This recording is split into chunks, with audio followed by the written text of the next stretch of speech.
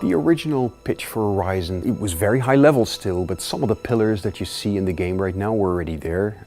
The female lead, named Aloy, this gorgeous natural beauty that the game takes place in, and also the presence as the dominant life form of the machines.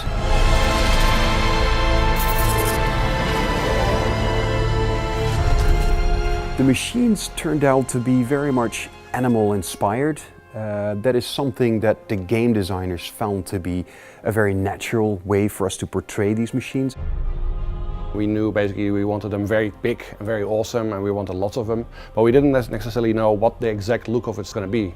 We also played basically with more insect-like creatures or more traditional looking robots, but this whole aspect of nature basically and the majesty of nature combined with this much more sort of prehistoric looking creatures really created a very unique setting and a very unique look. There's something basically that in game design they call a tell, that you can sort of look at the creature and by how it's animating, how it's behaving, you know what sort of attack it might do and you can sort of prepare for it. And that's really important, and in that regard it really helps that these creatures are recognizable. We came up with lots of ideas for different animals that we sort of wanted to recreate in the game. But also at the same time we were looking for different opportunities for the player in terms of maybe there should be an enemy or a machine that has a lot of loot on them. What kind of machine would fit with that? So we came up with the Shell Walker. The Shell Walker is basically a walking treasure chest. It has this super valuable loot on its back. So that's kind of where the idea then originates. You want the machine to have a certain purpose in the game.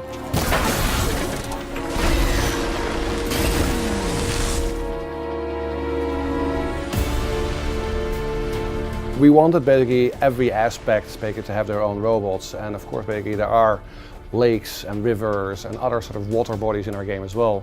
So the Snapmaw, the crocodile, basically was specifically designed to take advantage of those sort of environments and offer the player a new challenge in that environment. So the Snapmaw is one of the enemies that we haven't shown much of. It operates very often in groups. The machine itself is already very dangerous, especially in the water. Fortunately for Aloy we have sprint swimming, so she can swim a little bit more quickly, but often that won't be fast enough, so you have to be very careful.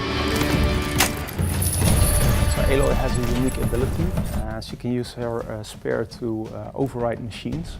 The broadheads can, if you override them, you can use them as a mount. But if you override the Watcher, for example, you can turn its faction, so it will fight alongside, it will fight for Aloy.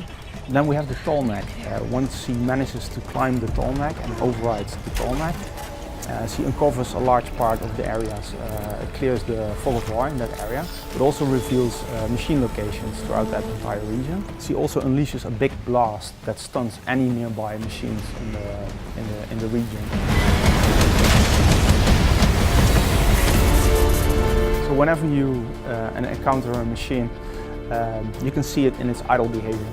But when the machine itself goes into combat mode, that's when the AI basically takes over. There's nothing scripted about it. You will notice that each time you play, it will play out differently because the AI is so unpredictable. But you can learn and study their behaviors and get better at defeating them eventually.